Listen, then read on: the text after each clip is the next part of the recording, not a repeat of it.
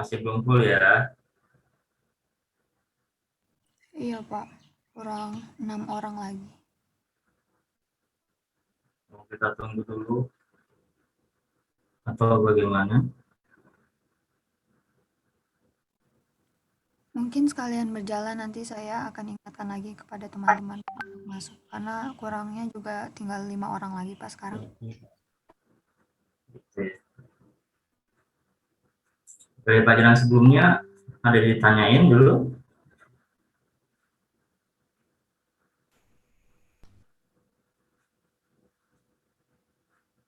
atau kita mau ngomong spinal cord injury (SCI) dari teori-teori ada yang masih belum paham.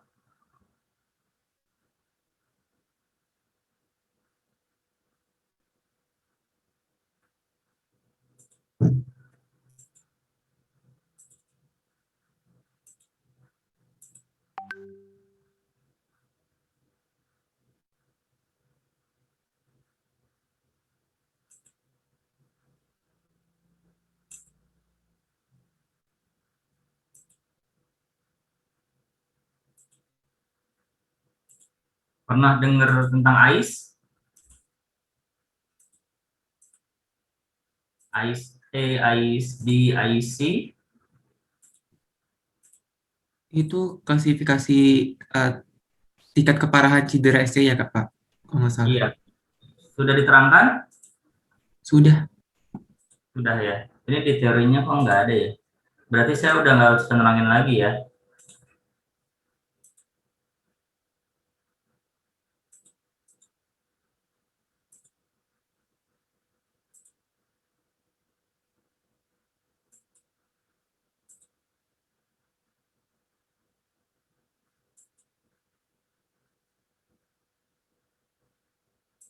Alif dapatnya di mana, AIS Alif?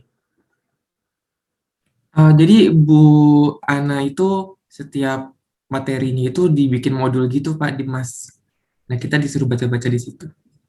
Oh, sip. Clear. Clear. Berarti saya selesai. Assalamualaikum warahmatullahi wabarakatuh. Terima kasih sudah menunggu. Mohon maaf, sinyalnya lumayan kurang bagus di sini. Sebelumnya mari kita berdoa menurut agama masing-masing. Berdoa mulai.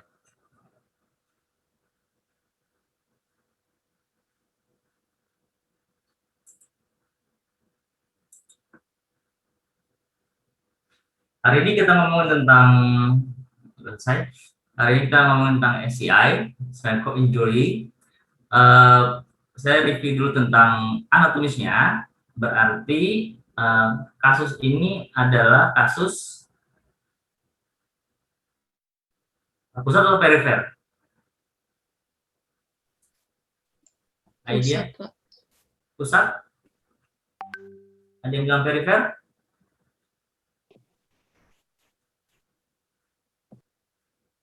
Bisa pusat atau perifer? Ya, spinal cord injury bisa pusat atau perifer, tergantung level yang terkenanya. Clear ya? Selama itu masih di atas apa? Kita anggap itu pusat. Alifia Zahra, boleh bantu saya?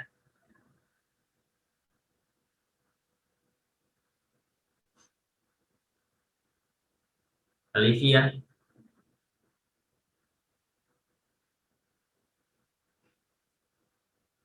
Halo, kedengeran? Lupa, Pak. Yunita Rahayu, bantu saya. Itu dimasuk pusat jika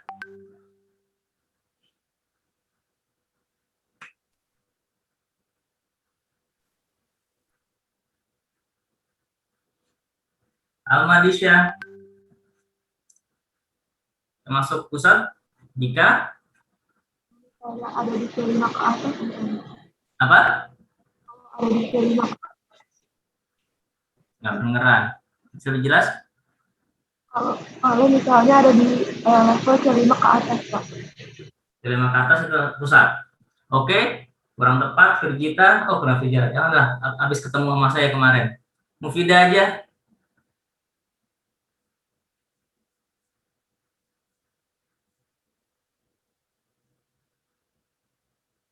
Ida Zahra.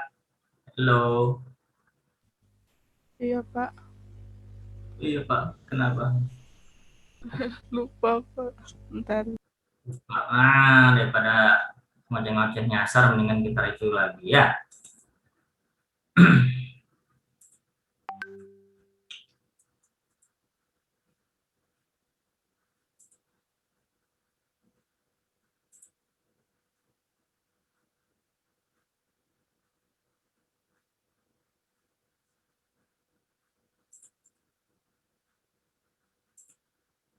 Atau ada yang bantu? Tolong.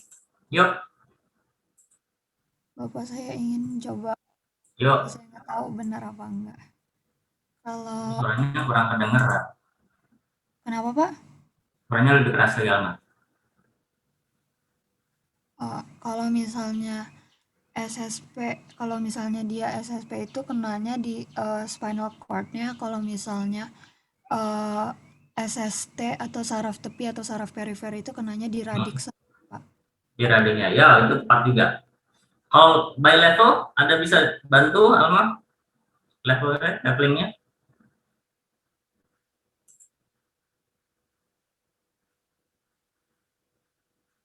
Lupa? Yuk, nggak apa-apa. Kelihatan ini ya?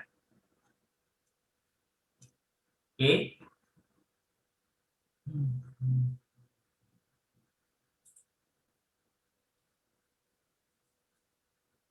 Kalau ngomongin cerebrum and cerebellum serta midbrain, udah pasti saraf pusat. Clear ya? Oke. Alma bilang kalau di radix maka dia perifer. Clear ya? Maka akan keluar dermatom seperti ini. Ya, ada level-levelnya. Satu lagi yang mungkin teman-teman lupa, yaitu batas pada konus medularis.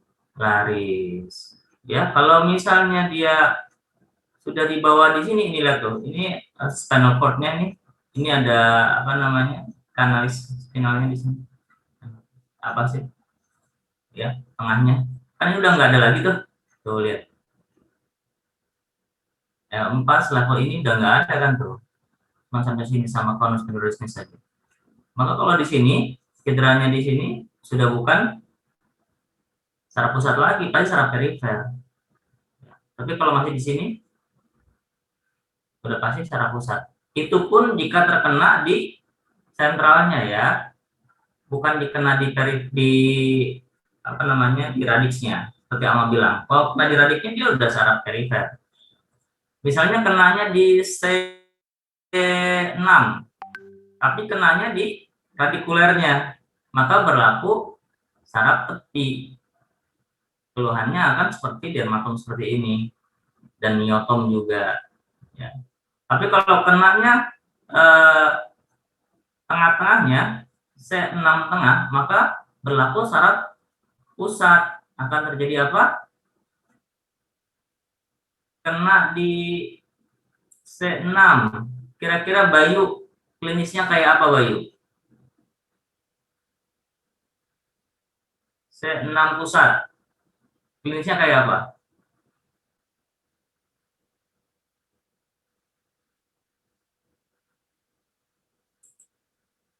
Dira Rahma, bantu. Klinisnya C6, tapi kena pusat. Itu nggak tega kalau ujian nama saya kemarin ya. Beritanya mulu ya. Tapi kelihatan di sini sih, di bawahnya Dian lagi. Sama aja. Bantulah Dira, nggak apa-apa.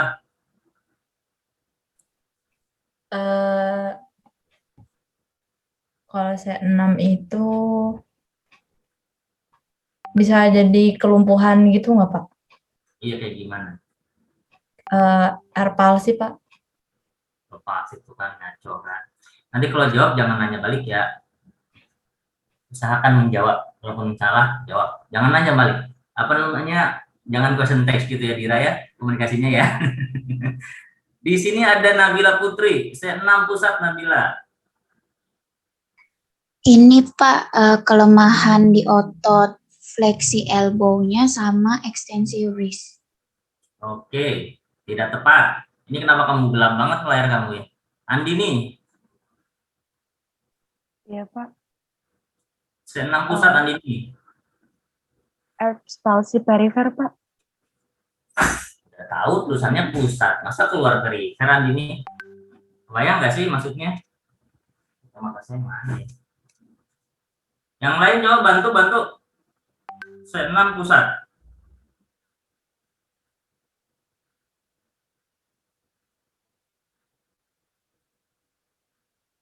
Oke, ingat nggak dulu saya pernah bilang, kalau bentuknya pusat, maka dia sistemnya paralel atau seri. Seri, cut off. Karena di set 6, maka dari set 6 ke bawah akan terjadi kelumpuhan. Set 6 ke bawah kelumpuhan namanya apa?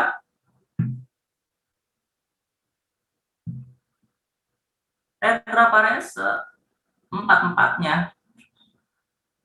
Ya,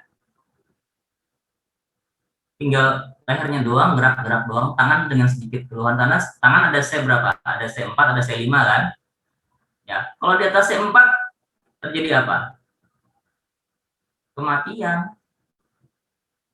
Karena di situ ada saraf buat pernafasan. Ya, kalaupun misalnya tidak parah, sangat mungkin tetranya total, tetraplegia, lalu cuma bisa nafas aja dan bicara, atasnya oke, tapi semuanya not control. Oke. Yang tadi bilang earth palsy atau yang perifer itu bukan pusat, pasti perifer, ya.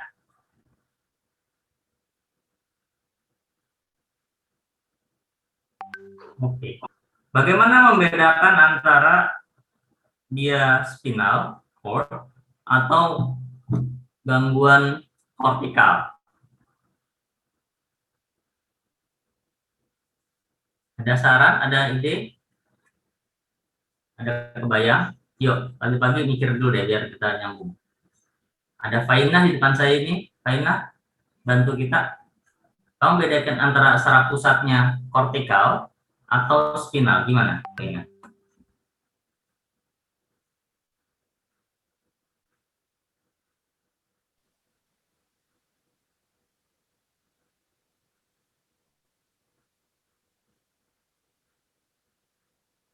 Ada ide?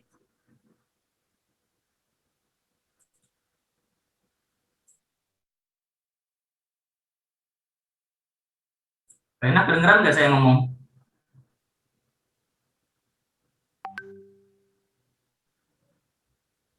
Ada suara. Di sebelahnya ada Deul Husna. Bantu kita Deul Husna. Deul, bantu kita.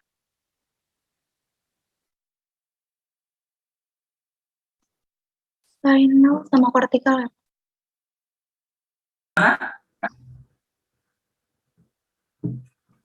Hmm, Oke. Waktu kita ngomongin saraf pusat yang kortikal, terutama pada stroke, tahu kan sifatnya silang, ada lesi di sebelah kanan, maka klinisnya kenanya di sebelah kiri, di kanan saya, nah kiri, ya, ada cross bersilang. Sedangkan pada spinal cord, dia sistemnya segmen dan seri, jadi cut off. Kena level cervical, ya, kena level cervical, cut off dari sini ke bawah kena, ya. Kena level torakal, dari torakal ke sini bawah kena semua. Kena lumbal sampai saraf pusatnya, ya, di atas konus medularisnya, ya, kena. Kalau dia sampai kena spinal cord di lumbal 5, udah nggak saraf pusat lagi, karena udah nggak ada, ya. Alma ini nggak lengkap-lengkap, cuma 44. Alma mau absen dulu nggak, Alma? Boleh Pak, kita absen dulu. Tadi ada yang bilang ke saya gangguan jaringan gitu Pak. Jadi keluar masuk.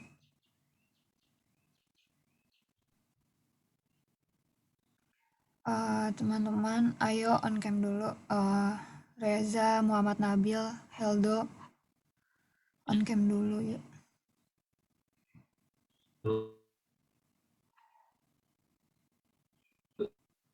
Maaf Pak, Bapak kameranya mati Pak.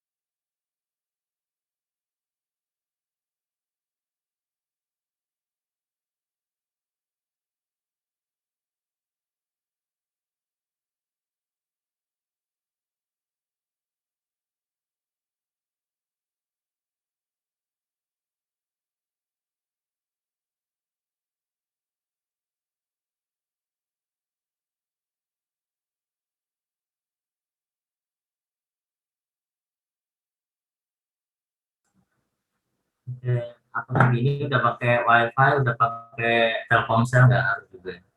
Oke, sampai mana tadi tentang Bapak klinisnya maaf, ya? Ya, udah absen? belum Pak. Tadi Bapak Belum? Oke, siap. Oke, baik, teman-teman, on cam dulu ya, on cam lagi.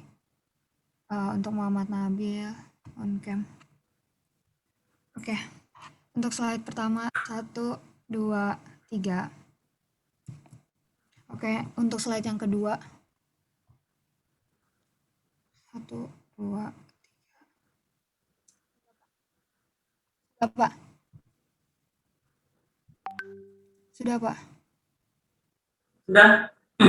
Oh iya, siapa Alma, Sabila, yang kemarin ujian sama saya, ada beberapa poin yang ujian tapi sambil belajar ya kemarin ya. Mungkin nanti poin-poin 3 poin yang jadi ujian itu yang kalian belum dapat boleh di-share ke teman-teman ya. Ya, nanti ada Sabila nih. Jadi share di grup kalian pengetahuan standar yang mesti diketahui. Itu penting, takutnya kalian nggak tahu, bahaya. Oke, kita masih ngomongin tentang posisi lesi dan keluhannya. Kalau misalnya dia vertikal, ya pasti bentuknya adalah silang, ya clear. Sedangkan kalau dia bentuknya pusat apis spinal, seperti spinal cord injury, ini kan tengah-tengahnya yang kena ya. Nah, tengah-tengahnya yang kena ya. Ya, jadi tadi gambarnya. Ya, jadi kena di tengahnya, di sininya yang kena, maka dia kena secara pusat. Sifatnya seri. Kena di cervical, maka dari cervical ke bawah terjadi kelumpuhan. Kalau kamu udah belajar tentang dermatom, misalnya tangan itu kan berapa dermatomnya?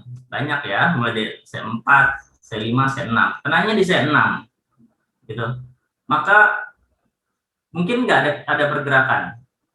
Sangat mungkin karena ada C5 juga kan di sini, gitu kan?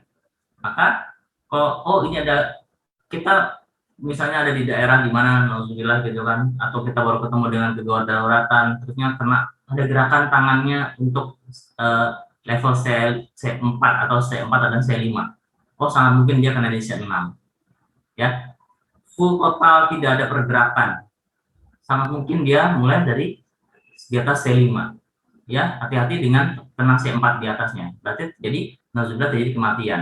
Itu yang waktu kita belajar di gawat daruratan sangat mungkin terjadi kena cervical, spinal injury, dan menekan organ pernafasan sehingga ya meninggal gitu ya. Itu dari klinisnya seperti itu. Kalau ternyata kasusnya kena di satu saja, tangan saja gitu ya, apakah itu selalu menjadi perifer atau mungkin menjadi pusat? Ada yang bisa kasih masukan?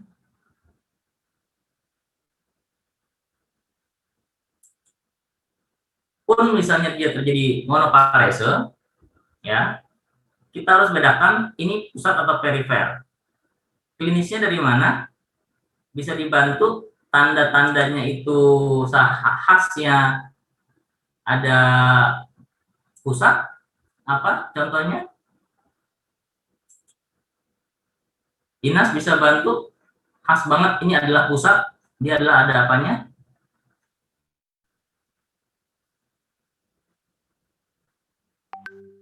Mic on, Inas.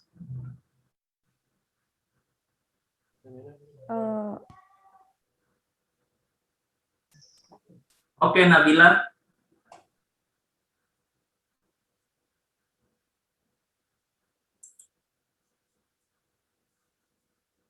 Nabila bantu.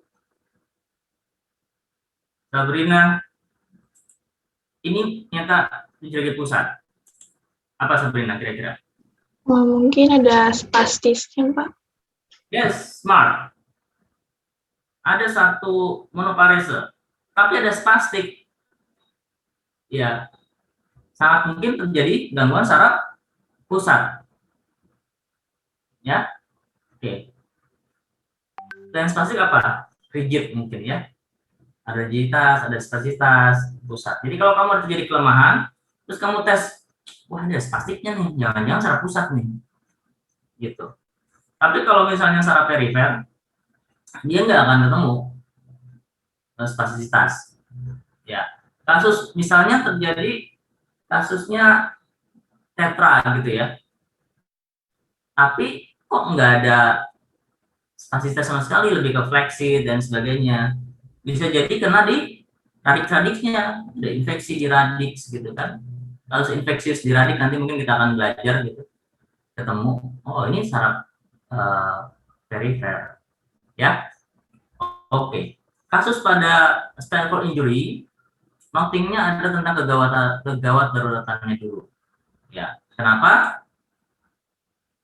Karena mengancam nyawa, ya. Kalau misalnya kamu menemukan kasus cedera lalu mengenai tulang belakang, coba dibuka lagi buku tentang kegawat daruratannya waktu kita pernah belajar, ya. Hati-hati tentang mobilisasinya, membawanya. Harus langsung menggunakan hard collar, ya. Kalau memungkinkan hard collar yang bisa lakukan intubasi, yang bolong depannya. Itu pernah saya kasih gambarnya ya, hard collar buat intubasi. Ya, jangan beresiko angkat-angkat. Ya, kamu curiga jatuh, langsung habis itu pakai hard yang keras tempatnya. Jika mungkin kan ada scoop. Ingat buat transfer scoop yang bednya bisa dibelah, masukkan ke dalam scoop angkat. Itu penanganan pertama seperti itu. Posisikan intinya adalah imobilisasi. Ya, imobilisasinya harus benar. Kesalahan kita sampai bisa menyebabkan meninggal sangat mungkin seperti itu, spinal injury. Ya. Kita lihat lagi dari materinya ya. Oke, ini health condition disorder. Ini standar semua kasus pada fisio pendekatannya adalah goalnya seperti ini, apapun case-nya. Ya. Oke, tipe lokasi level, ini ice level sudah kamu ketahui. Apa sih yang bermakna dari ice level? Misal saya ngomongin ice level C. Mas saya sudah bilang untuk review ice ya. Belum Pak, Bapak hanya bilang untuk hafalkan dermatom, myotom, dan juga plexus. Menghafalkan ice. Kenapa Pak?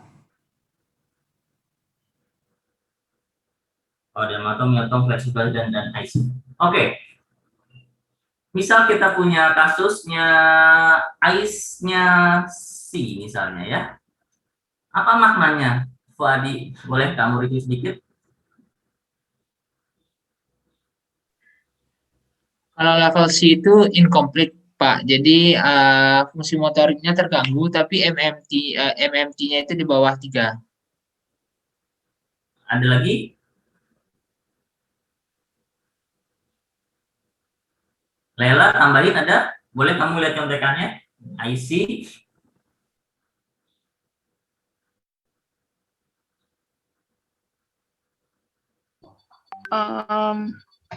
Hampir sama kayak apa tadi Fuad, paling memiliki fungsi sensorik dan motorik di S4 dan S5. Oh, ice enggak L4 L5-nya. Ice. Ice. Iya. Iya. Iya, Pak, masih ada fungsi sensorik dan motoriknya. Terus? Yang tadi yang kata-kata kamu terakhir apa? Itu di area S4 dan S5 di korda spinalis. Hubungannya apa ya? Nggak tahu Pak, saya lihat di itu apa namanya modulnya Bu Ana. S4, S5? Di area S4 dan S5. Nabila Putri, coba bantuin. Iya Pak, di modulnya Bu Ana kayak gitu. Cedera incomplete yang tidak lengkap di mana masih memiliki fungsi sensorik dan motorik di area S4 sampai S5 di korda spinalis. Oh, gitu ya. Incomplete. Jadi gini loh, ice itu akan berubah sesuai dengan perjalanan waktu. Kalau ice apa Nabila? Sama Pak, itu penjelasannya untuk ice B, C, D, sama E. Gimana maksudnya? Jadi semua ice sama? Iya, yang beda cuma ice A doang Pak. Kalau ice A itu yang Satu apa? cedera komplit, tapi fungsi motorik sama sensoriknya nggak ada. Hilang gitu Pak. Yang B? Yang B? Yang B sama kayak yang C.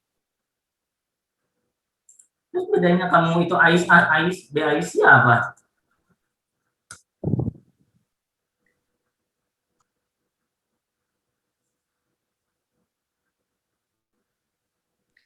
Kalau di modulnya Bu Ana gitu Pak, dia cuma bedain ice A sendiri, terus ice B, C, D, I itu disamain.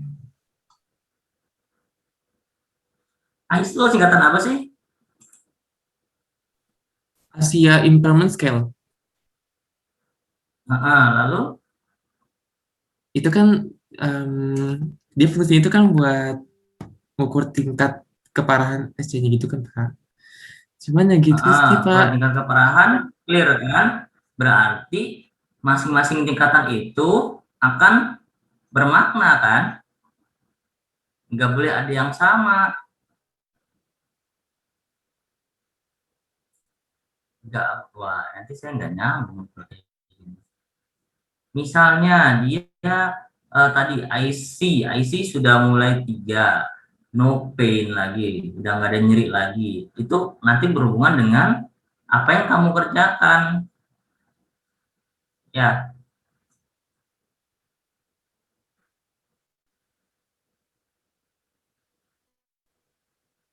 Itu. Coba saya cari dulu deh.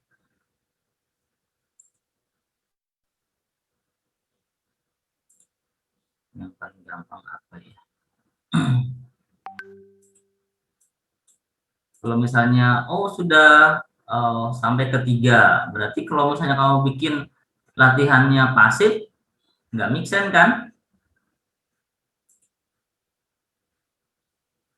Ya nggak? Orang sudah mulai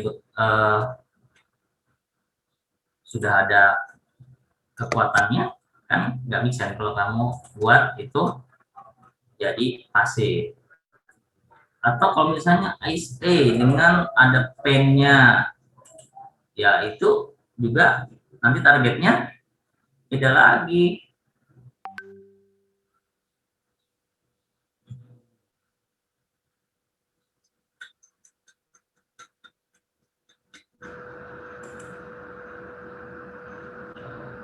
Kita punya apa di sini? Saya ya.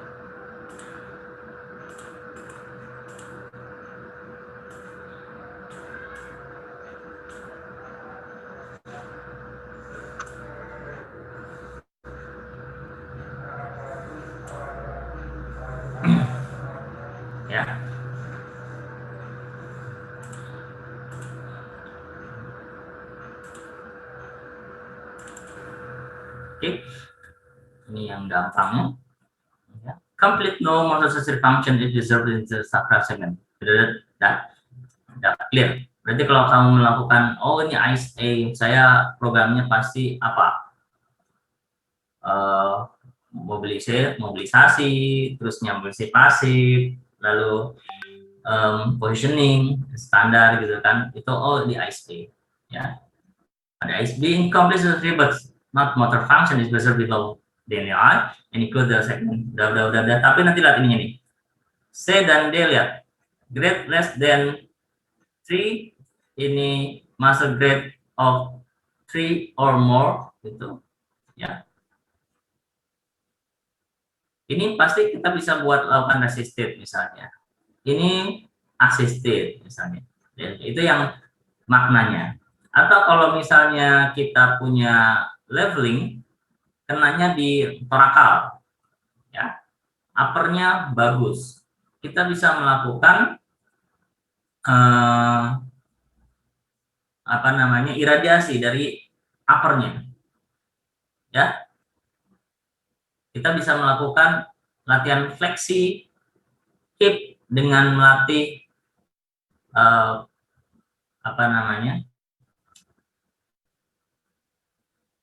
ekstensi atau abduksi pada skapula. Nah, itu maknanya seperti itu. Ya. Nanti dihadir lagi. Oke, selanjutnya by program. Kalau akut udah jelas ya, nanti kamu lihat keparahannya. Kalau misalnya cedera langsung dan baru berarti langsung bawa ke rumah sakit. Nah, biasanya kita nggak mungkin ketemu langsung. Biasanya kita akan ketemu pasca pembedahan misalnya. Nanti kamu lihat per segmennya seperti apa, lihat klinisnya seperti apa, berdasarkan levelnya, jelas ya, kasih levelnya. Jadi kamu misalnya lihat dia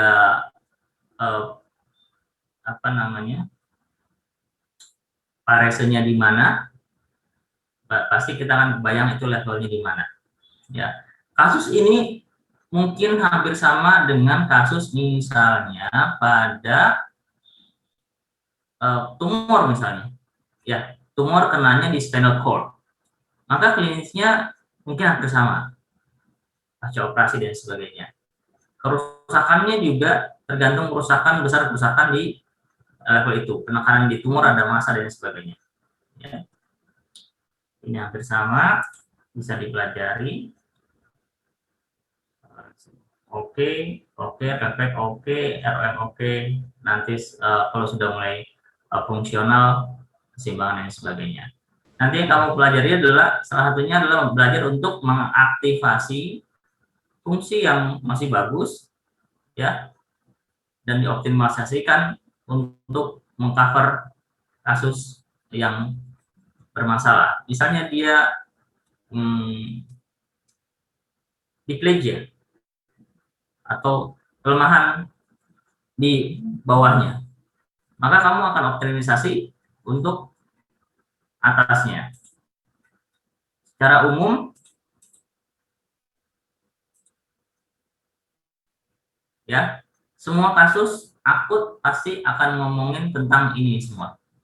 Sama, ya, sama bahwasanya butuh manajemen kembali pernapasan dan peredaran darah secara umum sama. Ya. Apapun itu peran kita. Resikonya apa kalau tidak di treatment?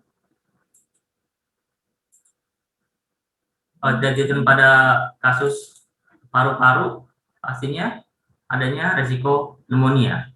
Ya, banyak pasien meninggal karena kasus pneumonia, infeksi paru. Ya. Dampak imobilisasi apa saja? Ini termasuk dalamnya kontraktur. Ada apa lagi di sini? Dekubitus, Pak. Fokus dekubitus. Apa? Fokus dekubitus, Pak. Kalau berbanding lama gitu. Fokus Dia nggak gerak. Dekubitus. deku. Ya, benar sekali. Kita sudah paham tentang ulkus ya. Kenapa penyebabnya dan sarannya apa waktu itu? Imobilisasi. Lihat, kalau misalnya kasusnya stroke vaskular beda dengan kasus pada spinal cord. Misalnya kalau kita kasusnya stroke, maka rotasi terang tidak menjadi masalah kan? Tapi tidak dengan kasus pada spinal cord. Ya, pastikan dia bisa fix, bisa lock roll, lock LOG, lock roll.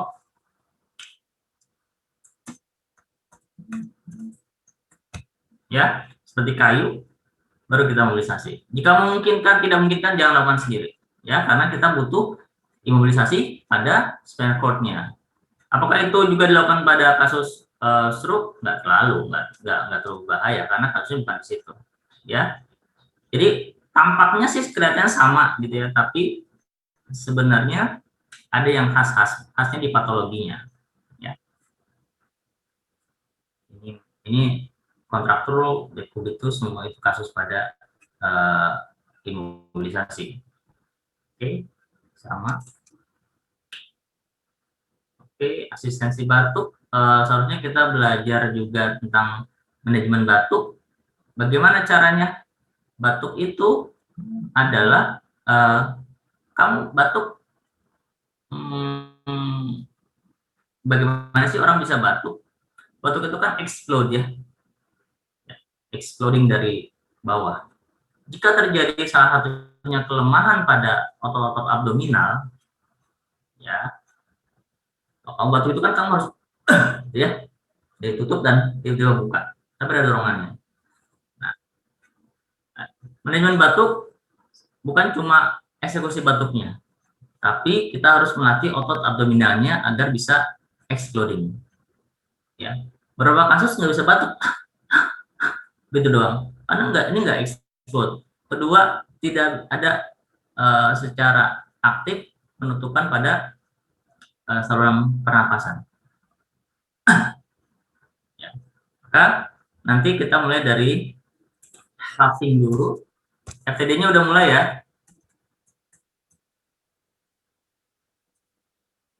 Ada FTD di sini? Sudah, Pak. Huffing udah diajarin? Sudah, Pak. Udah ya. Nah, dan sebelumnya untuk aktivasi abdominal.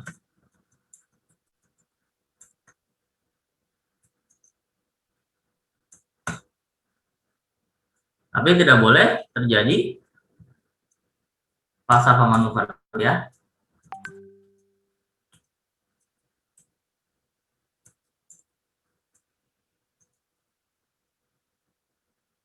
Falsafah manuvernya nggak boleh falsafah manuver. Jadi nggak boleh ngedel kalau udah.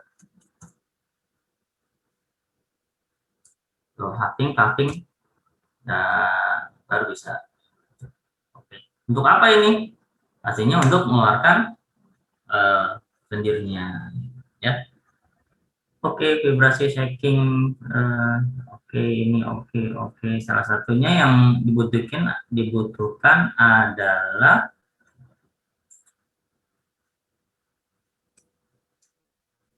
size. Jadi awalnya ini dulu deh. Awalnya ke sini dulu, bikin exercise dulu urutannya.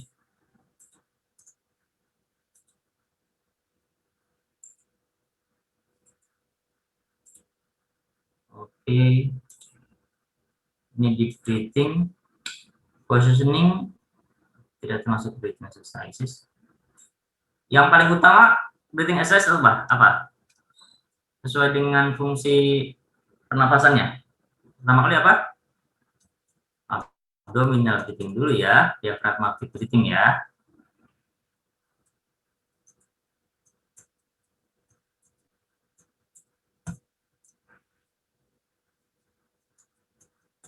Ya, diaphragmatic breathing ya.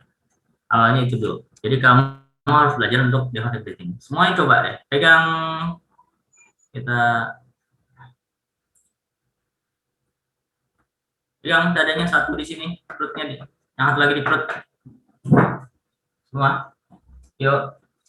Dimulai dari ekspirasi atau inspirasi dulu? Dimulai dari ekspirasi dulu ya. Kenapa ekspirasi? Ini dengerin. Kenapa ekspirasi dulu? Karena kita punya volume tidal volume. Jadi walaupun kita nggak napas dalam, di paru-paru kita itu ada udaranya. Jadi start from expiration, kecilin semua. Lalu napas dalam, tapi perut kamu yang gerak, bukan dadanya. Kalau ada yang dadanya begini, kayak tadi saya lihat dulu, itu dadanya ngangkat, itu salah. Oke, coba. Exhale dulu, tiup. Kalau bisa pakai perfect breathing ya. Lalu napas dalam. Tiup lagi. Napas dalam. Ya, yang masih dadanya ngangkat, salah. Ya. Lalu palpasinya gimana sih yang idealnya? Ini dada, ya. Ini yang abdominal. Kamu memfasilitasi diaphragmatic breathing itu bukan cuma begini nih. Karena diaphragmatic itu, ini pasiennya datar ya. Gitu. Diaphragmatic breathing itu kan dia bergeraknya ke bawah. Sini. Ini dadanya. Nah, kalau fasilitasinya adalah bukan cuma ke bawah tapi juga ke atas. Saat dia napas dalam, kita akan ikutin dan sama prinsipnya kayak kamu melakukan resisten pada yang saya ajarkan. Apa? Palpasi sesuai dengan arah dan di distalnya. Ini diafragmanya, ini di distalnya, ini di perutnya. Arah kontraksinya adalah ke bawah, maka kita tahanan untuk ke atas. Ya, coba benerin lagi. Tiup panjang dan tekan ke arah bawah. Napas dalam. Tiup panjang. Coba saya lihat, dadanya masih ngangkat nggak? Yuk, coba fokus ke Bayu. Kita lihat Bayu. Bayu bisa lebih jauh nggak Bayu? Bisa agak orang bisa lihat perut kamu juga. Oke. Exhale.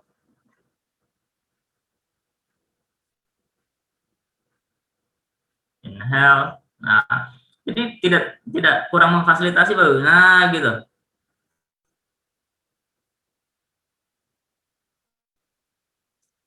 Ya, tapi ikutin pola geraknya. Nafas. Ya. Oke. Boleh kita lihat Nur Ismi?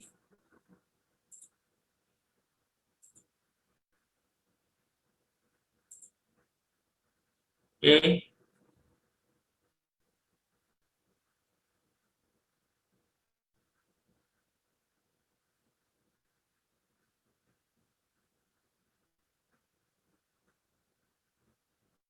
Kamu harusin. Apa kita lihat? Nafas dalam.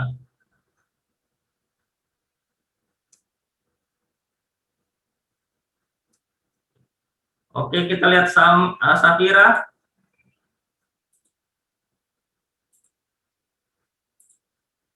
Kelihatan perutnya Safira. Mundurin dikit.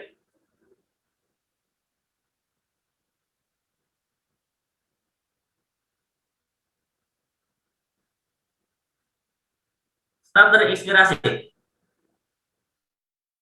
Kecilin, dorong.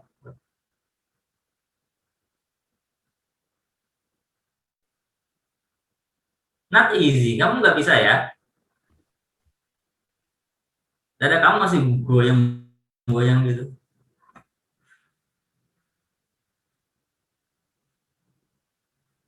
Oke, sip. Nanti belajar ya.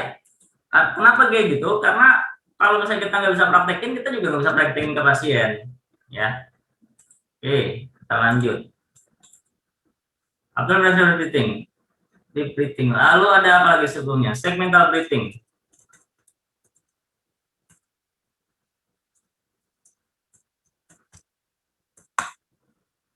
Segmental breathing berarti setiap per segmen dari paru-paru, ya, per lobusnya. Kalau sebelah kanan berapa lobus? Ada 3 lobus. Ya, yang jawab ya. Kiri ada 2. Tapi biasanya kita latihan dengan tetap dibagi 3 aja lobusnya. Upper, middle, dan lower. Kamu bisa lakukan pegang seperti ini, terus ekspirasi, setelah ekspirasi dulu, kamu mungkin lalu nafas, tiup lagi, upper, middle, and lower. Ya, begitu juga dengan ini dari samping ya. Begitu juga dengan upper atas, middle depan belakang, ya, tengah, dan lower depan belakang per segmen. Terus gitu. Nanti kamu pelajari. Dan challenge-nya adalah melakukan feel untuk gerakan paru itu. Ya. Tips lain yang bisa dikerjakan adalah menggunakan handuk. Ya. Saya biasanya untuk segmental breathing saya gunakan handuk seperti ini. Misalnya kita pakai, yuk, saya kasih waktu setengah menit mencari handuk yang lebar, lebih dari ini. Silakan. Atau sarung apa dan sebagainya.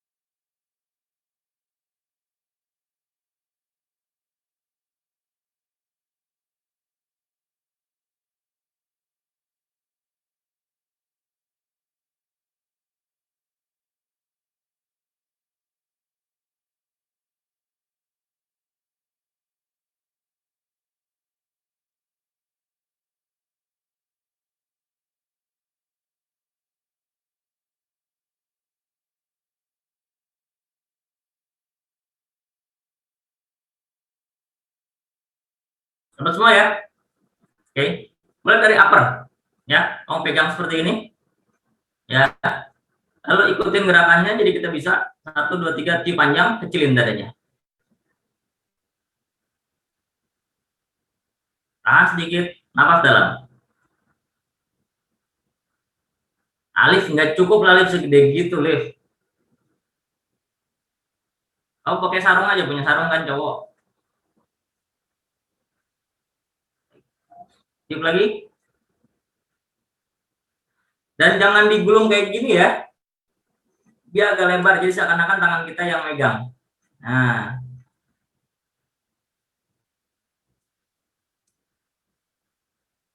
Oke. Belt row, dua-duanya kecilin. Napas dalam. Lalu yang kanan saya, ininya stay, yang kanannya tekan. Napas dalam. Kita instruksikan untuk besarin dada yang sebelah kanan. Lalu tiup. Ganti yang sebelah kiri. Ininya stay yang kanannya. Napas dalam. Tiup lagi. Berpindah ke tengah. Ya. Bilateral. 1, 2, 3, tiup panjang. Napas dalam. Tahan sedikit. Lalu satu lagi. Kanan kiri. Oke, kita nonton siapa ini.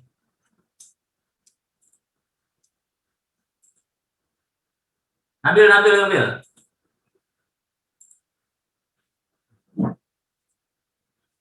Bilateral upper, Bil. Boleh hadap sini aja, bilateral upper.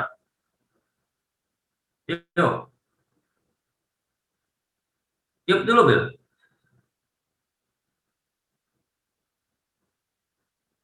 Napas dalam, buka. Oke, kanan, Bil. Upper kanan. Oh, Pak. Upper kanan. Oke. Jadi pas lagi buang napas tuh ininya yang sebelah kanan ditarik gitu apa dibuka sih, Pak? Ya. Ditarik ke dalam gitu kan, Lalu Pak? saat awal napas kamu kasih tahanan dulu, baru pelan-pelan ikutin gerakannya. Oh, oke, Pak. Upper kanan. Tiup dulu, habisin. Lalu yang kirinya diam, kanannya suruh napas. Tiup lagi, kanannya kecilin. Upper kiri.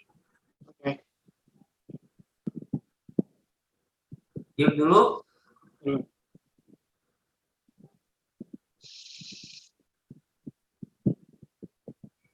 Ya. Sip. Heldo, middle heldo.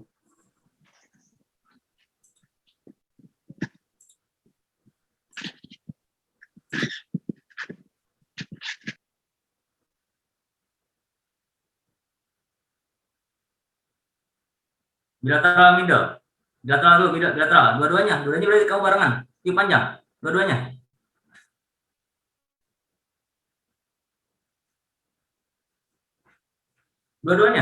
Tiup.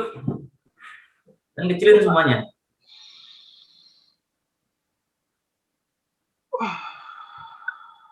Nggak ada, ini harus ada gerakannya. Yuk sama saya. Yuk, tiup. Kecilin perutnya. Kecilin dadanya. Nah, gitu. Napas dalam. Tiup.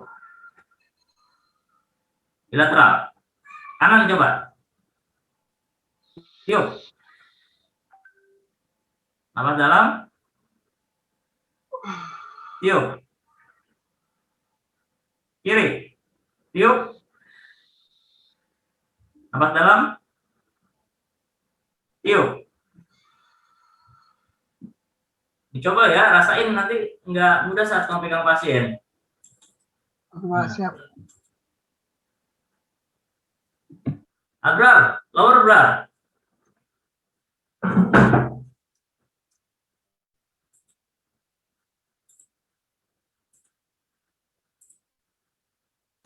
Iya, Pak. Lower. Oh, lower. Bilateral lower. Bilateral dulu, lower. Kelihatan nggak sih, Kak? Enggak ya, Pak? Ya.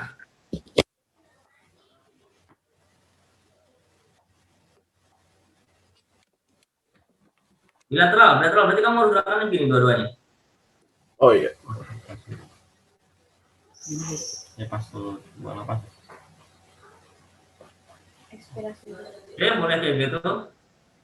Napas.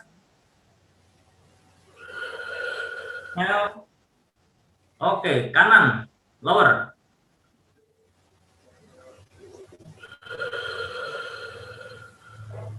Kanan.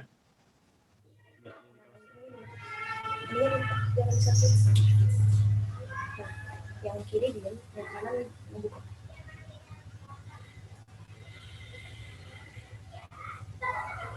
Yuk. Start dari tiup ya, jangan jadi napas ya. Oke, Pak. Oke, kiri, lower.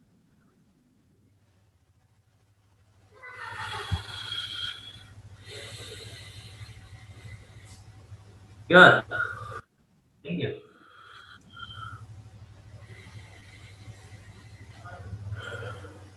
Kita lihat lagi.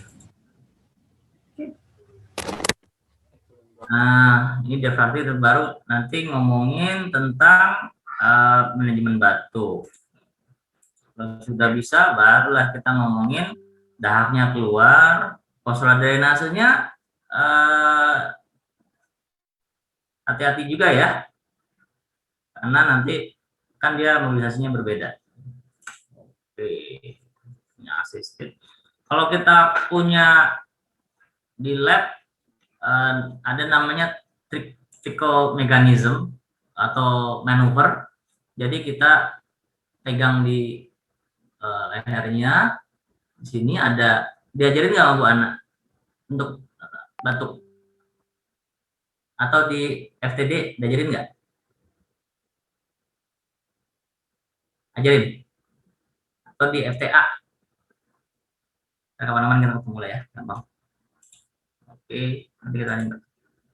Oke, nah udah ke bawahnya sesuai dengan kemampuannya, sama seperti yang lain-lain. Cuma notnya adalah satu ini saraf pusat, kedua dia sistemnya segmented, maksudnya seri gitu ya.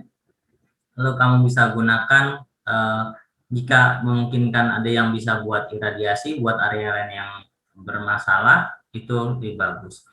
Kalau hemi, ada kasus apa namanya, cerebrum, stroke, itu kan hemi ya. Kalau kena di kanan, maka kita bisa gunakan yang kiri buat merangsang yang kanan. Kalau pada spinal cord, lebih ke atas bawah ya. Pastinya kan yang atas lebih bagus dibanding yang bawah ya kan, karena dia sistemnya seri ya, cut off. Karena di leher maka dari sini ke bawah bermasalah. Oke. ROM atau stretching kamu bisa pasif, assisted atau aktif sesuai dengan ICE-nya ya. Ini juga strengthening-nya seperti itu, strengthening-nya sesuai dengan ICE-nya.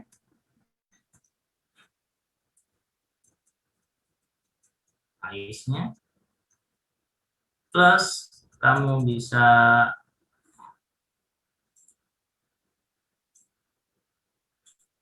kasih irradiation ya. Transferring kamu bisa pelajari tentang bagaimananya itu rolling dan sebagainya, kamu sudah pelajari. Ini tapi dipraktekkan ya, merasakan bagaimana tidak bisa berjalan. Ini bagus sekali pada kasus spinal cord injury menggunakan hidroterapi ya, bagus sekali. Dulu saya zaman saya nanti kita di Fatmawati itu banyak sekali kasus yang memang kalau sudah spinal cord injury berarti tumbuhnya total, tapi ternyata makin di sini kok makin bagus ya, ada yang membaiknya makin bagus. Ada dua keunikan yang berbeda antara kita, misalnya saya pernah baca tentang kucing misalnya, kalau dia di cut off spine-nya itu ternyata masih ada sinyalnya, tapi kalau manusia emang agak susah.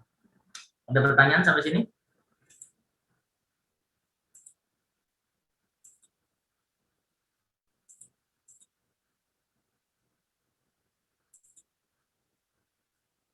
Nanti praktikumnya adalah chest physical therapy, lalu mobilisasi.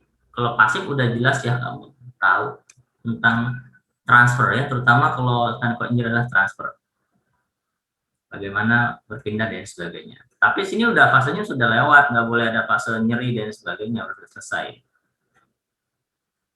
Oke, kita ngomongin sedikit tentang plexus brachialis. Ini masih nyambung.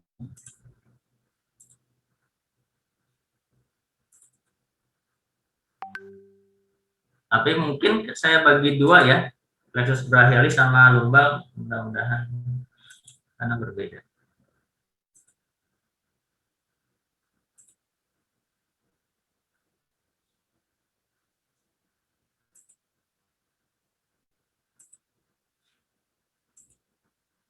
Oke. Tadi kita sudah lihat dari mana sih batasan dia perifer atau sentral ya. Jadi kalau sudah ada ngomongin di sini, kasusnya adalah terkena dari mulai keluarnya radix, maka kita akan bilang itu adalah perifer, ya, clear, itu perifer, pasti perifer. Apapun itu, apakah traumatik, apakah infeksius, itu perifer. Salah satu yang mudahnya adalah dia tidak ditemukan adanya spasisitas. Kalaupun misalnya ada kelemahan terus ketemu spasisitas, maka kamu harus curiga itu adalah pusat. Ya, semua kasus yang keluar dari sini adalah kasus perifer. Kalau dibilang plexus brachialis bermakna dia di upper ya. Oh, ada plexus brachialis, ada plexus lumbal, jarang ada plexus thoracal. Bayang nggak? Kamu pernah nggak kok jarang ada kasus plexus thoracal sih? Karena jarang sekali. Di torak ini, ya, di bawahnya ada apa? Ada paru-paru dan jantung. Ya, dua organ yang vital. Makanya Allah kasih kita rib cage. Kamu perhatikan, leher dengan lumbal itu mobile banget. Tapi torakal kamu bisa nggak? Kamu begini aja melengkung, susah. Kesini ya segini doang. Beda dengan leher. Ya, torakal dipatahin juga nggak bisa nyangkut. Karena memang proteksi, salah satunya adalah proteksi dari organ dalam. Maka jarang sekali terjadi impinge penekanan saraf di daerah torakal. Jarang ditemukan misalnya kasus disk problem pada torakal, karena diskusnya juga lebih kecil, lebih sedikit dibandingkan lumbal atau servikal. Ya. Lalu apa lagi?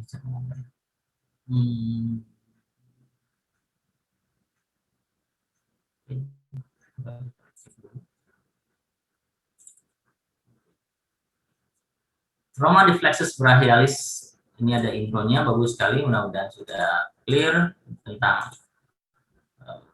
Nah, ini kita lihat grade, yaitu neuropraksia,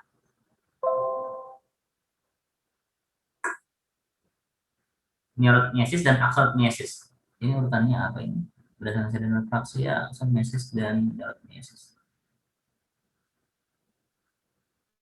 Oke. Ini juga akan dilihat tentang prognosisnya ya. Siapa yang pernah kena neuropraksia? Ada conduction block.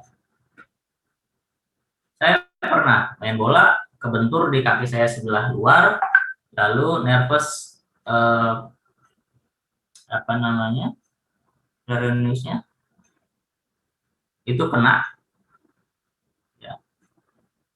Bukan peroneusnya, malah di komunisnya ya, komunisnya kena. Maka saya nggak bisa tuh angkat kaki saya tuh, itu nggak bisa. Tapi neuropraksia dalam hitungan sekian jam, kurang dari 1 hari sudah bisa lagi, ya, itu terjadi. Kalau kamu belajar untuk apa sih pernah kebentur, tekan di sini, itu benturan pada saraf dan neuropraksia. Oke. Ini anatominya brachialis. Ya. Sampai sebenarnya harus belajar. Nih. Lihat, C5 bertemu dengan C6, C8 bertemu dengan T1. Kamu apelin itu ya, pertama ya. Nah, sedangkan C7 sendirian. Karena apa?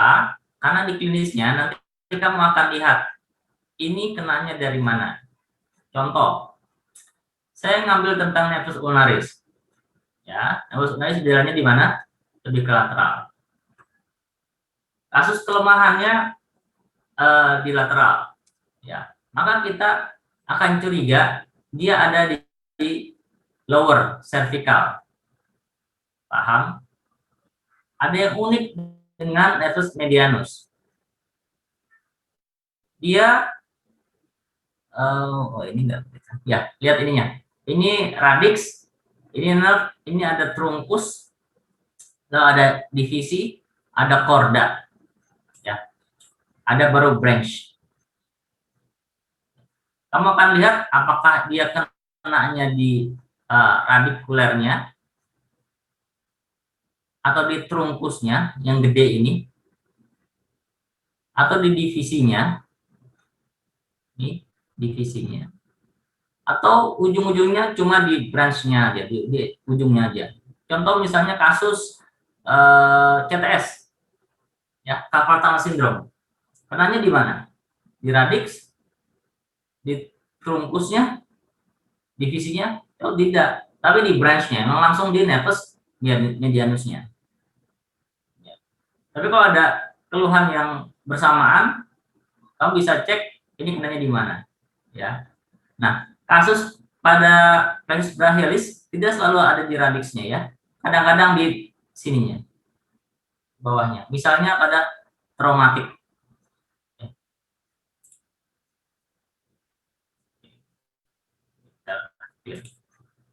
Ini kasus pada palsi dan Franklin palsi, biasanya di anak, ya, karena seperti ini. Tapi kalau di FTC ya ada seperti ini, tapi patologinya berbeda. Kalau pada palsi dan clamp itu lebih kepada tarikan di leher atau tarikan di tangan, sehingga patologinya seperti ini saat lahir ya. Ada nggak kasus seperti ini di dewasa? Ada kan, patologinya berbeda. Biasanya dia ada kasus trauma, ya, cedera, apakah patah tulang lalu merobek sarafnya, ya, sehingga terjadi kelemahan. Ada, tapi biasanya tidak khas seperti kasus ini, dua ini. Biasanya ini di anak-anak ya.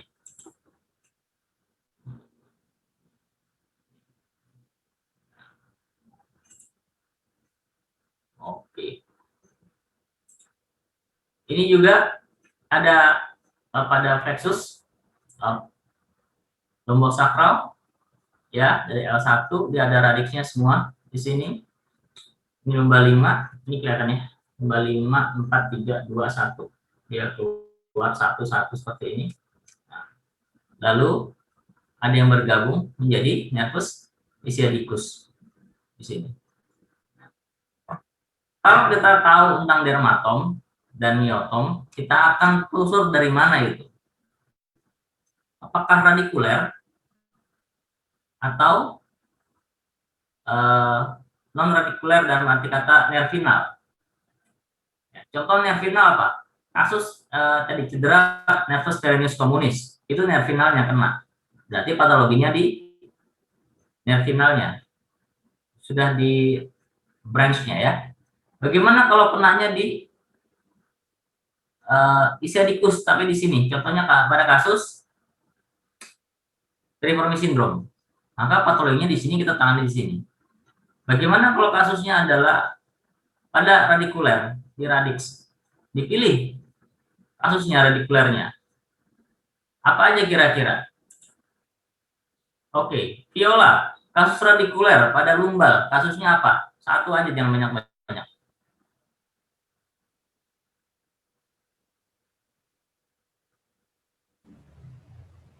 Carpal tunnel syndrome. Apa? Carpal tunnel syndrome.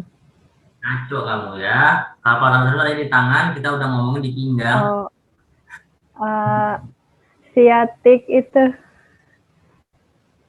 Sciatic Nggak nyambung, nggak nyambung. Ya, apa yang menyebabkan kasus pada radix? Itu pertanyaan saya. Afisa, bantu Afisa. Satu aja Afisa.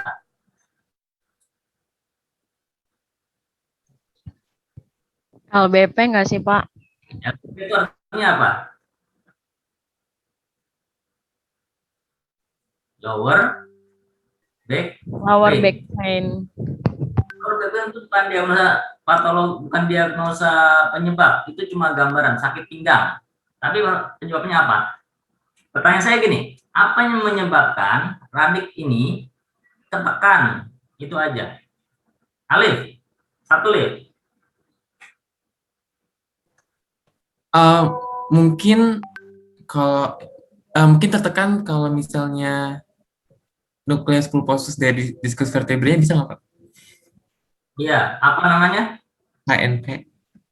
HNP. Good. Ada HNP, dia menekan radix. Siapa lagi? Ini Dian Nuria. Satu lagi.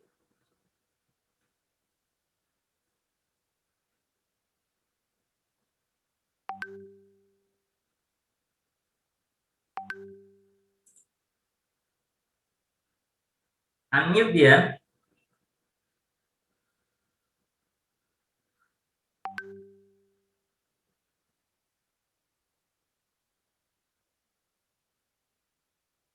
Teleponus ada di mana?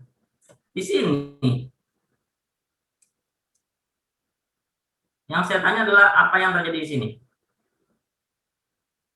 Stella. Kalau ada trauma, Pak, kayak misalnya tertarik gitu. Oke lah, aman. Boleh. Ripka.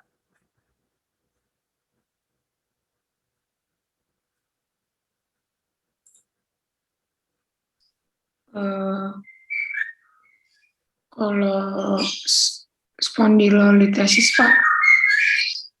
Smart. Bagus. Nurul Puspa.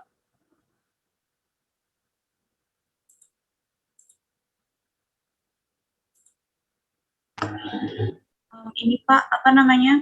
Akibat trauma Pak, kebentur gitu. Udah tadi, yang lain. Inflamasi di nukleusnya Pak. Nukleus, udah tadi. Nah dia.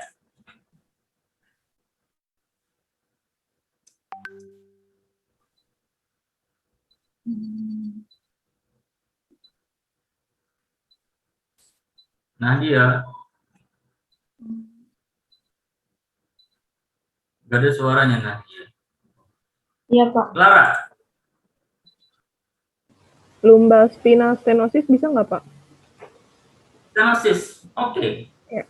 Stenosis boleh kalau dia kenanya ke lateral, bukan ke pusat. Kalau pusat nggak kena ke radix. Iya Pak. Tapi Tri? Kalau fraktur kompresi, Pak? Fraktur kompresi, bolehlah. Sama-sama banget ya. Rafiko? Kalau tumor di medullospinalisnya Pak? Boleh, tapi biasanya tumor lebih ke pusat, jarang ke radix ya. Lutfia? Neoplasma tulang bisa nggak Pak? Neoplasma dekat-dekat dengan Rafika, tergantung kenanya di mana ya. Oke lah. Nabila? Yang jauh-jauhan, yang biasa-biasa aja coba ada nggak sih?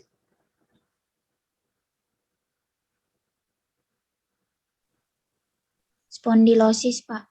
Spondilosis, oke. Red, Afwadi.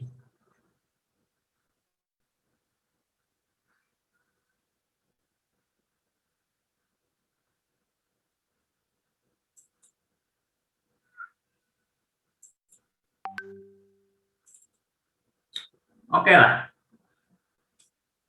kita akan ngomongin beberapa kasus menyebabkan radikuler neuropati. Tadi satu discogenic problem ya.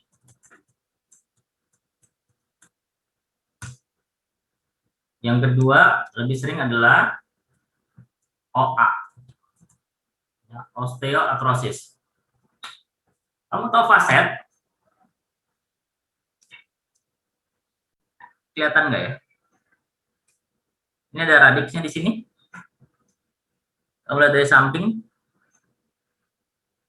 Ini yang bentuknya silang gini. Tuh. Yang ini nih. Mana sih? Nih. Yang ini. Ini ada silang gini kan? Itu faset. Fasetnya ada pengapuran. Pengapuran menekan radiks. Kita bilang OA. Oke. Ini tolong di note ya. Nanti sampai lulus juga kadang-kadang orang susah bedain antara OA, SA, bolak-balik salah terus. Lalu ada SK, spondyloarthrosis. Ini ada korpus. Lalu korpusnya tumbuh tulang. Kalau dia tumbuhnya di posterolateral, di mana ada radiks, maka menekan radikuler. Ya. Lalu tadi ada jawaban spondylolisthesis. Ini tulangnya.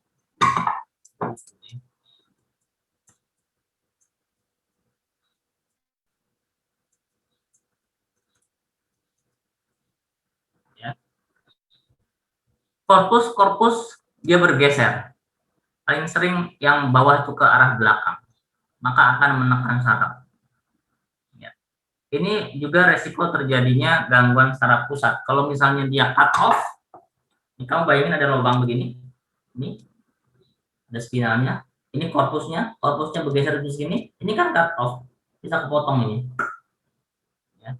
Termasuk juga di cervical. Ya. 4 ini adalah kasus yang tersering yang menjadi catatan kita.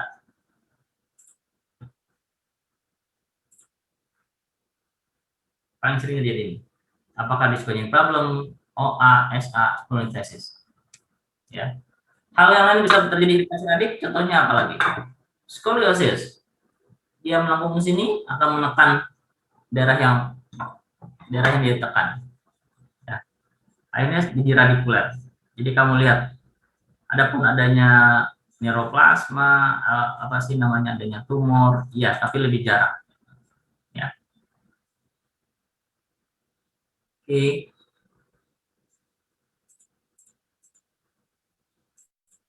Untuk kasus otot, kasus pada neuroperipher, kamu minimum ceknya 3. Ya, yang pertama adalah sensoris, kedua motorik, yang ketiga otonom. Cek itunya.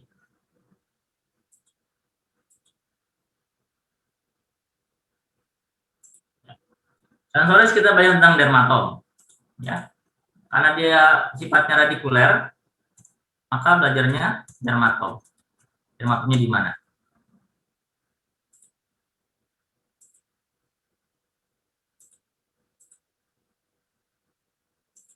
Motorik, nyotom. Kalau ini spesifik ya, otonomnya di mana? Rasa panas, dingin, bahkan gangguan bladder, bowel, ya itu ke situ. Ini kamu cek seperti itu. Nah, ini juga menjadi catatan note buat kalian.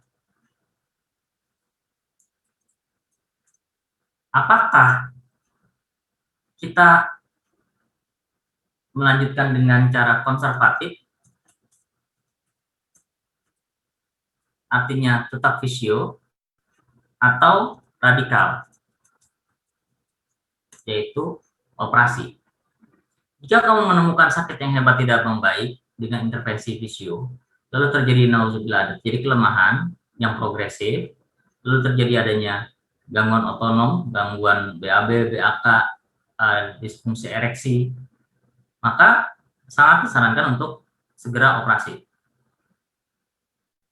Jika pada gambaran MRI dilihat ada gambaran grade 3 misalnya pada this problem dengan klinis yang sesuai, dalam arti kata klinisnya mendukung parah, maka kita boleh juga sarankan operasi. Ya, ini jadi makanya kamu harus lihat gimana dermatomnya, gimana myotomnya, bagaimana otonomnya, ya, bagaimana dengan intervensinya, kalau intervensinya membaik atau tidak. Ini nyeri kelemahan, oke.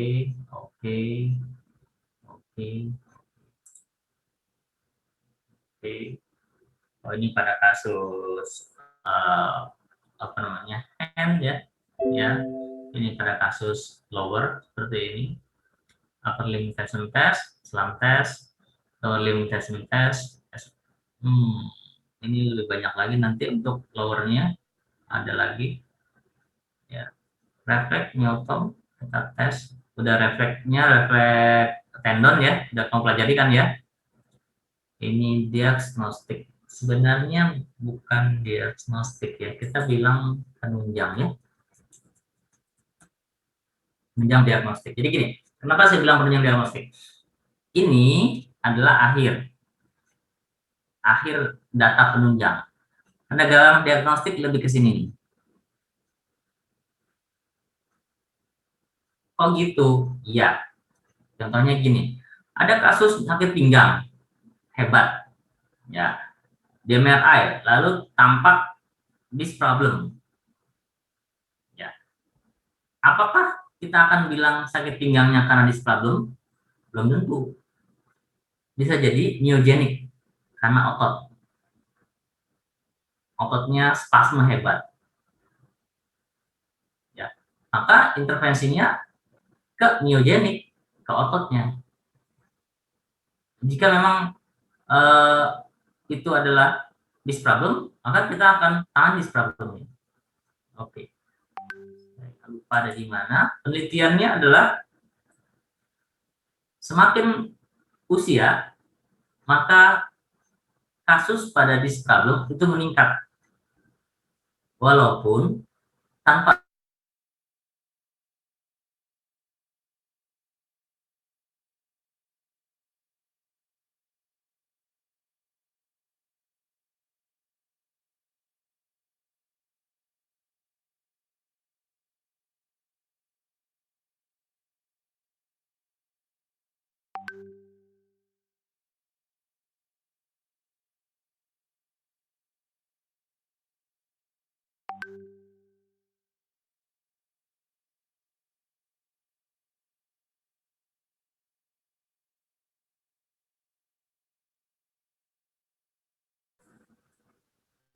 halo. Jadi saya ngomong sampai mana ya? Maaf, sinyalnya bermasalah. Sampai semakin bertambahnya usia, semakin bertambah juga discogenic problemnya, Pak. Gimana, Ama? Jangan, Ama. Tadi Bapak sampai semakin tinggi usia, semakin besar juga, atau semakin meningkatnya juga discogenic problem ya? Oke, good. Jurnal radiologi itu menyatakan seperti itu. Nanti kamu bisa lihat cari-cari jurnalnya, bahwasanya semakin usia orang akan terjadi discogenic problem. Ya. Jadi kalau kita MRI random nih orang 70 tahun, itu diskusnya tuh pada keluar gitu. Dan itu fisiologi ya, nggak selalu jadi keluhan. Nah, sebagai fisio jangan jangan kebalik nih, jangan kamu belum apa-apa, belum melakukan observasi, belum ada pemeriksaan PFGD-nya, belum ada tes spesifik, ujuk-ujuk kamu cek MRI-nya, nggak boleh kayak gitu. Masyarakat akan seperti itu, sering banget, Pak saya kena C56, gitu kan, atau lumbanya dari lumba 1 sampai lumba 5 semuanya saya kena Pak, gitu kan. Oh iya nggak apa-apa. Atau nauzubillah kalau di rumah sakit kadang-kadang ya karena kita kurang kadang-kadang pasien tuh bilang nih di sini nih dengan gayanya gitu ya, nih di sini di L4 gitu, saya yang berpasien saya kalau disuruh di US gitu, aduh itu sih sebenarnya yang rugi bukan kita tapi pasiennya yang rugi. Sebentar ya.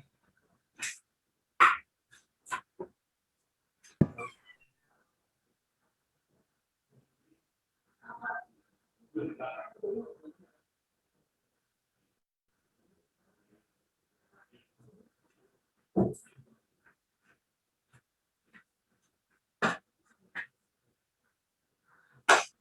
dia mau asistenin saya di sini ya, enak kali.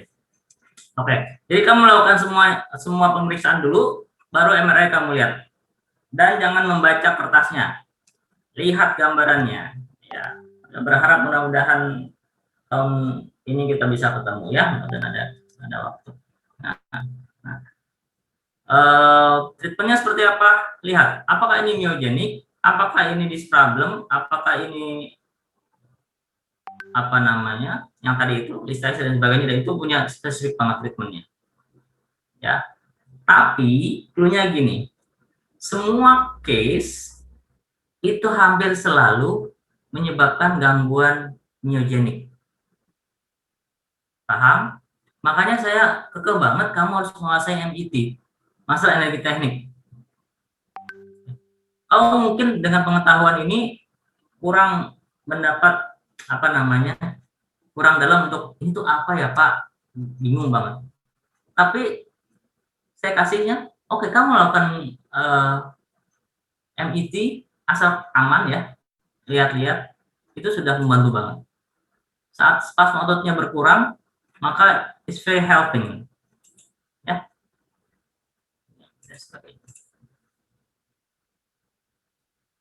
Oke, kalau dilihat tujuan FT-nya jarang banget dengan kekuatan otot ya. Pertama kita akan ngomongin tentang pain. Ini akan ngomongin tentang nyeri dulu. Ya. Nah, pain. Semua all come with pain. Usually all come with pain. Kenapa? Kalau biasanya kalau udah nggak nyeri, biasanya paling nggak ke kita. Walaupun itu belum selesai. Ya. Kalau tadi kamu lihat share-nya Bu Triana di sini,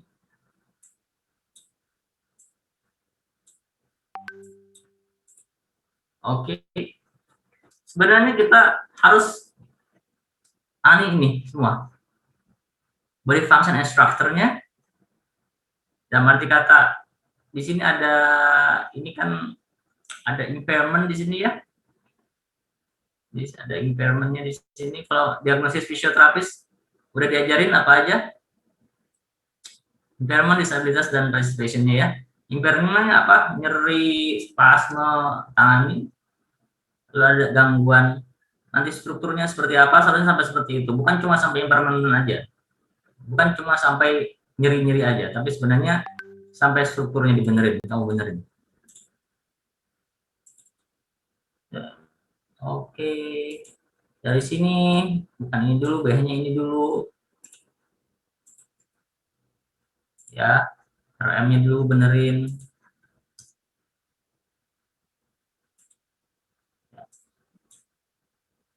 Oke. Ada apa lagi tadi?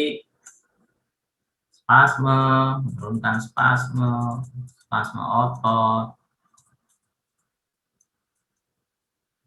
Tidak ada ya. Lalu ini kan udema ya, berarti ini masih impairment nih. Impairment masuk ke atas dulu. Jika ada ya. Nah, baru yang bentuknya disabilitas.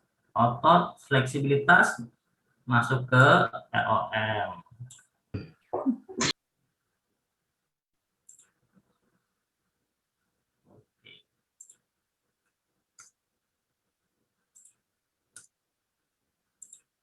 Lalu partisipasi lah. Partisipasi kembali ke kerja dan fungsi. Fungsi dalam arti kata sesuai dengan fungsinya, dia sebagai apa? Kalau pekerjaan apakah dia guru, ibu rumah tangga, sport ya. Tapi kita mulai dari yang ini dulu.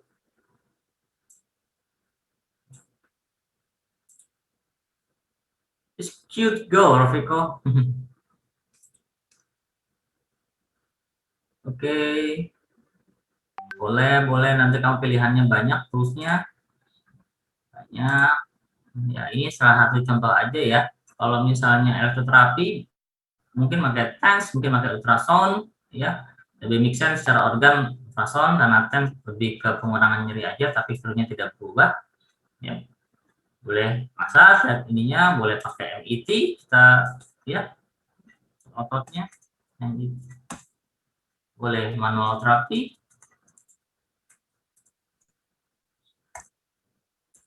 boleh lakukan spine mobilization,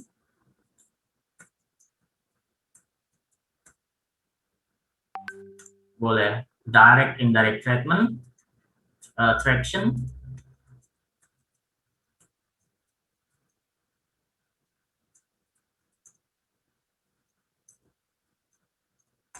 ya banyak. Myofascial release boleh. Kemah otot exercise. Kalau misalnya kemah otot, temannya apa? Strengthening, ya. Strengthening exercises. Open or close chain juga bisa ya. Balance exercises. Joint stiffness mau diapain? Joint mobilization lah. Atau joint apa? Manipulation. Ya enggak? Ada hubungannya dengan muscle, ya muscle lah, pendekatan muscle. Ada ototnya. Berhubungan dengan skin, ya kamu skin traction, skin mobilization. Oke, ada pertanyaan? Ini sangat praktikum banget. Saya nggak yakin Pak Rizky bisa handle ini semua, Alma, karena kita butuh hand-on banget ya. Berharap mudah-mudahan bulan Juli kita ketemu ya. Mudah-mudahan kita ketemu, kita review, terutama yang spine, yang sifatnya hand-on semua. Mungkin itu dulu dari saya. Terima kasih. Ada pertanyaan sedikit? Nggak ada. Terima kasih juga kalau nggak ada.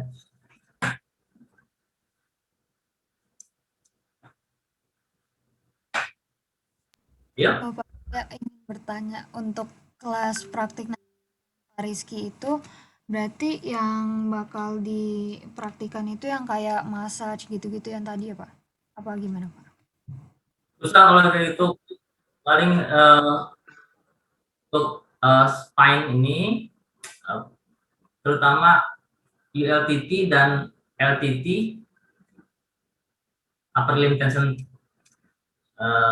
test dan lower itu dikerjakan, lalu transferring, ya seperti itu, yang kira-kira bisa dilihat dan bisa dikerjain. Sedangkan kayak misalnya indirect traction, direct traction pada cervical, nggak mungkin banget. Saya aja nggak percaya kalau dikerjakan online kayak gitu. Harusnya kita pegang, kita lihat, kamu kerjain, saya lihat, ya. Tapi good news-nya kemarin aja kita sudah mulai ketemu dengan anak baru, ya, cuma pengenalan. Lalu kalian sudah dapat survei kan untuk offline class ya. Kami juga udah survei offline class. Mudah-mudahan next semester kita ketemu ya. Amin. Itu kalau ketemu ya, kalau nggak ketemu gimana ya? Cukup, Alma, teman-teman semua. Kita dulu deh. Absen dulu ya. Oke, ayo guys semuanya, teman-teman. Faras on cam. Oke. Ayo slide 1, 1, 2, 3. Slide 2. 1, 2, 3. Sudah, Pak. Sip, terima kasih banyak. Tetap belajar. Mohon maaf